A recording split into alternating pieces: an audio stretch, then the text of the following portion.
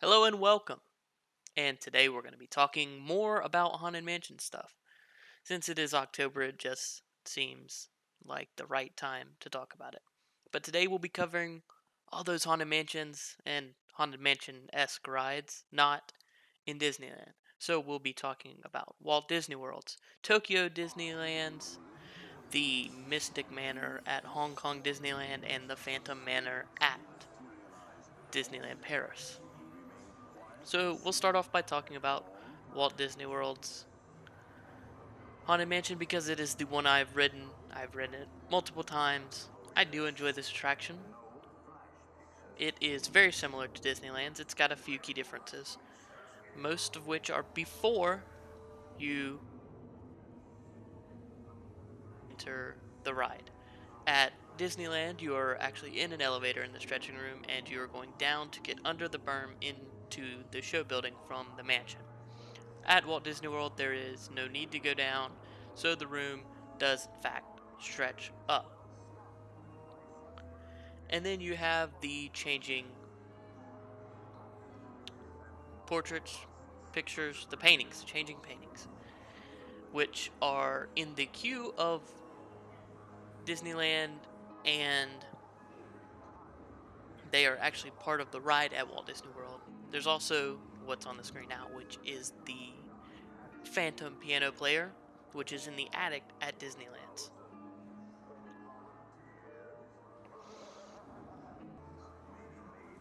And also at Walt Disney World, we have the Endless Staircase Room, which is not at Disneyland, and is one of my favorite things in the mansion. It's just the footprints, the visual of it is just absolutely fun. And we enter the hallway of doors and eyes and such, which is nearly exactly how it is at Disneyland. There's your knight, who at one point was a live actor. The endless hallway with the floating candle, which was originally supposed to be in a different part of the attraction. We also have the escapee here, and that is another thing that we have in Disneyland. Both does have the doors. We do have a picture of the Hatbox Ghost in ours, but no animatronic. Doors are really great effects. I really like them.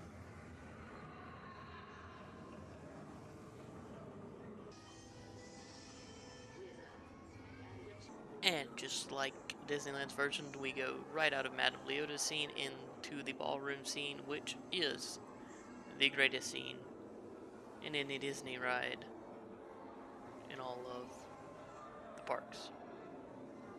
You have the classic Pepper's Ghost effect, a very simple effect and very effective, used by angling a piece of glass and lighting animatronics which are actually under your dune buggy to create a ghostly effect on the animatronics in front of you.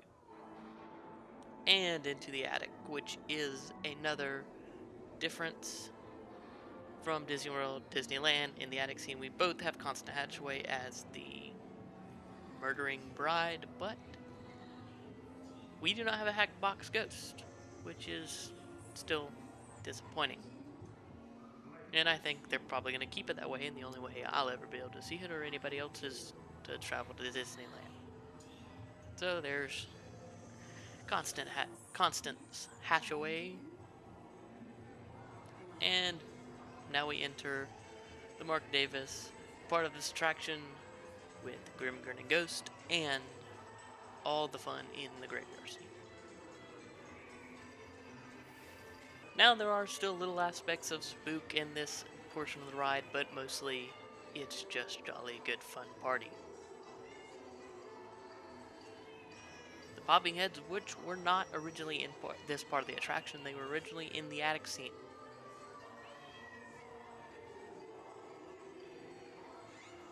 And if you pay attention, they are in cue with the music, but no longer make noises as they once did. And we have the 5 Sing bust, And the broken bust is, in fact, not Walt Disney. It is another person who is a singer. And I will put his name and face on the screen right now because I cannot remember it for the life of me. I'm just going to interrupt myself for a second here and talk about that bust. The broken bust, which is the second from the left, is in the mansion referred to as Uncle Theodore. He is played by Thurl Ravenscroft. He is a very talented voice actor who is famous but not really that famous. Nobody really knows who Thurl Ravenscroft is, but he is the singer of You're a Mean One, Mr. Grinch, and he is also the original voice of Tony the Tiger. But sadly, his part in this attraction is often forgotten because most people will just think it's Walt Disney. Walt Disney does not appear in any attraction like that. And it's a very interesting thing, and it's probably done on purpose. Now back to the video. Now, as we ride through this last little section, I'm going to give you some quick rundowns on Walt Disney World's Haunted Mansion as we see the Mummy Party, which is a great joke if you understand what's going on. But quickly, I'll give you the rundown. It opened on October 1st, 1971, with the park and has had some major refurbishments. Most recently, 2006 was a major refurbishment, and then a few years ago, the new digital ghost effect was added, which I am not going to show from that clip because I am not the one who recorded the clip, and I don't have permission to show that person on video. So, moving on to the next mansion, which is Tokyo Disneyland, and it's not really anything special. It is a carbon copy of Walt Disney World Haunted Mansion, but it does feature a interesting feature is that it has not been updated since it opened, and it was actually a carbon copy of the original 1971 version of the Haunted Mansion at Walt Disney World. So if you do want to see the original how it would have opened, you can get on a plane and fly to Tokyo and see the original Walt Disney World Haunted Mansion. But other than that, it's really exactly the same. Unlike the next two mansions, or as we should call them, manors, we'll be talking about. And now we'll be talking about the one in Disneyland Paris, which is not called the Haunted Mansion, but instead called the Phantom Manor. It does have a more in-depth story, though it's hard to pick out from just watching a video. It's very, very Claude Coates like mansion. It is very scary and pretty dark, and does not pick up the happiness. Though it does include Grim Grinning Ghost, written by Buddy Baker, Exitencio, and John Debney. It has no grinning, except by the very creepy main character, who is called the Phantom, which is where the Phantom Manor comes through. Now, rather than a play-by-play commentary, as I did with the Walt Disney World version of this, since I've never been on this, I don't know that much about it. It looks, for now, just like the one at the Haunted Mansion. I have watched this video, and it does get very, very different at some point. But as we're going through this, very, very similar to what we've already talked about, I'm going to talk about the story behind the Phantom Manor. So this is the official story. Henry Ravenswood was a western settler who struck gold in Big Thunder Mountain and founded Thunder Mesa Mining Company, thus creating the city of Thunder Mesa. Ravenswood became rich and built himself a Victorian manor high on Boot Hill overlooking Big Thunder Mountain, where he raised a family and had a daughter, Melanie Rosewood. Big Thunder Mountain was rumored by natives to be home to the Thunderbird, a powerful spirit possessing a treasure. According to the legends, its wrath could be materialized into a terrible earthquake. However, Ravenswood would not believe such stories. Time went on, and the gold in Big Thunder Mountain became scarce, making miners dig deep and deeper into the mountain. Melanie grew from a young girl into a beautiful young woman and became engaged to a trained engineer who planned to take her far away from Thunder Mesa, much to the dismay of Henry. Henry did everything he could to stop the wedding, but his useless attempts were put to a stop when a terrible earthquake killed him and his wife Martha. It seemed the Thunderbird had been awakened, and the family was never heard of again. After several years, the story of what really happened came out from underneath the rubble. On Melanie's wedding day, a mysterious phantom unknown to anyone appeared in the house. While Melanie was preparing in her room, the phantom lured the groom up to the attic, where he hanged him from the rafters. As you can see, this is much darker than the other ones, and it's kind of scary. But that's kind of the point. Is this was built in Euro Disneyland, and Euro Disneyland was under the control of Michael Eisner, which we will talk about a lot. And here we see that scene from the wedding day. But Michael Eisner wanted a more teenage demographic to enjoy the park. So he greenlit stuff like this and extraterrestrial alien encounter and other things that don't really belong in Disney parks. Now, this is a technologically great attraction, but I would never want to see this happen in either Disney World or Disneyland. I mean, look, it's buried. I mean, it's very creepy. But on back to the story. In the ballroom, the bride sat alone. Hours went by with no sign of the groom. Guests slowly filed away, leaving Melanie alone in the house with the staff of maids and butlers. Someday, she told herself, he will come. And so, having never taken off the wedding dress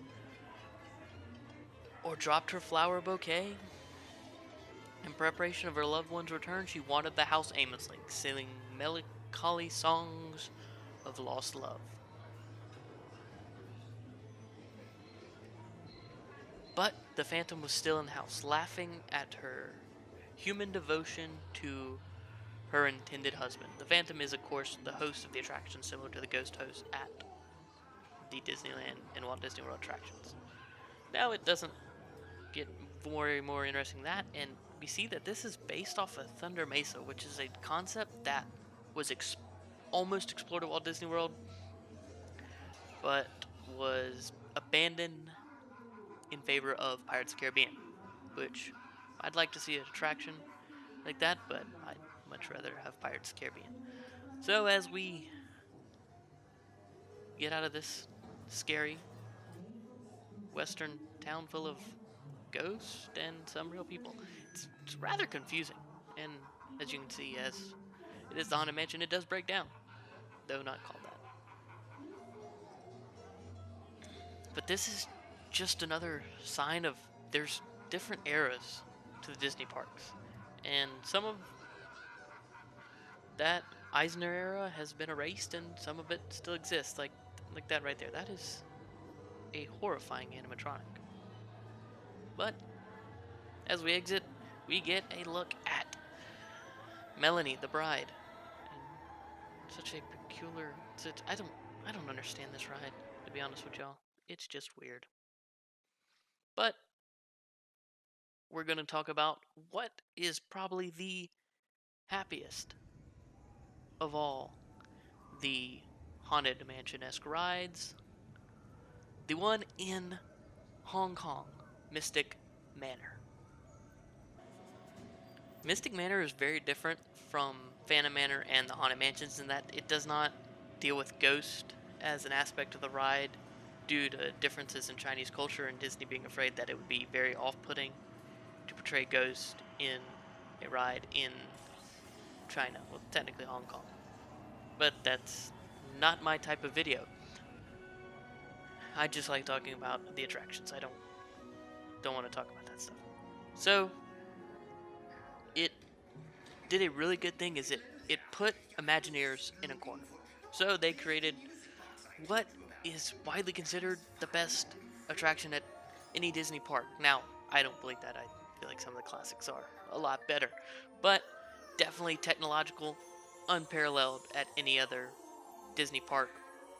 It does happen that it is much newer, opening in 2013. So we'll have to see as Star Wars Land and stuff opens over here if we'll have technological rivals to Mystic Manor here. Now the story is simple. The manor is owned by Lord Henry Mystic and occupied by him and his monkey Albert. They recently acquired a music box, and the monkey has opened it on your tour, and so everything in the manor comes to life. Now, the thing that gets me about this attraction is the effects. A lot of the effects are just amazing. I mean, as you come in on its take of the changing portraits, it's amazing. Now, this effect right here is in only one place at the American parks, and that's in Epcot, as the cave painting comes to life, and it's very, very realistic projections. And we also have this one, which is probably my favorite effect that I saw, as it's really unassuming, and then it pops out at you. It's a mix of projections and an actual actuated action. We have this, which just these animatronics, they're definitely electronically controlled. They're not hydraulic or pneumatic or anything. As you can see, as they're smooth and precise movements. Definitely some really interesting. They really focus on this projection stuff, which I understand is it's not just screens. It feels part of the ride, unlike some parks. We have an effect similar to the ghost effect. Now, I'm not worried about putting that in the videos. You really can't see the person's face. And I've been told that there's lots of air effects as far as different things. That monkey is awesome. That monkey animatronic is awesome. Every last one of them. And you gotta think there's, I don't know how many I counted, there's 7 or so. And these animatronics right here, everything moves so fluidly. And this magic brings everything to life. So you get the talking suits of armor and all of that. And as you can see, these are trackless ride vehicles, which is something that is a innovation to dark rides. Now, I don't think every dark ride should be trackless ride vehicles. There's something special about that set track. But trackless ride vehicles are very, very cool, and definitely give Imagineers more to work with as far as making more of the scene. Now, as you can see, lighting is a big part of this attraction, and it uses lighting to its advantage in the effects. And it's such a simple attraction. It's such a stark contrast to Phantom Manor in that it is very light and very happy, and it's also simple. You don't have to read the backstory to understand. And we have some references to the tiki rooms and stuff like that. All these lighting effects are just amazing. Projections, when done well, just as good as practical effect, in my opinion. Sometimes I wish there was places for practical effects. And here we have another monkey animatronic, and we need something like this at Walt Disney World. I don't care about Disneyland. Walt Disney World needs an attraction of this caliber. We have more portrait stuff. Now this is, that animatronic right there is pretty good, given that, but this right here, screens. I fear screens. But don't be discouraged, because it does include a physical effect. Yep. Even when you thought they were going to do screens, they got you with a physical effect, which makes this, after watching it, pretty good. Now, I'd never rank it as my favorite attraction since I've never ridden it, and it may be different in person. As far as it does not have another advantage it has over Phantom Manor at Paris. As somebody that is an English speaker, it was easier to watch because Hong Kong's language is English, which is weird. That more people speak English there than speak Chinese or Mandarin, which is something in the Phantom Manor it suffers from, because both lines are given in both French and English, which is kind of confusing. You see these two animatronics right here, I mean, it's just lots of technology, and that's the end of the ride. I really want to ride this ride. Trackless ride vehicles, want to see some of that at Walt Disney World. definitely looking forward to Star Wars Land and its trackless ride vehicle if I will ever be able to wait in line long enough to ride that one. But that's all I got for y'all today. We'll be back Friday with another video. This time, not about the Haunted Mansion. It'll be about some other thing. What will it be? Who knows? But until then, this is goodbye. Please subscribe. And if you really liked it, hit that like button. Now on to the next video. And remember, watch out for those pesky hitchhiking ghosts. Real quick before this video ends, I'd like to give credit to all the video stuff. It's from the channel SoCal Attractions 360, and they seem to me to have the best on-ride videos. I've never found anybody better. If I need to see an on-ride video, I'm checking them first. If they don't have it, then I'll settle for somebody else. But if they have it, I'm definitely going to trust them to give high-quality video.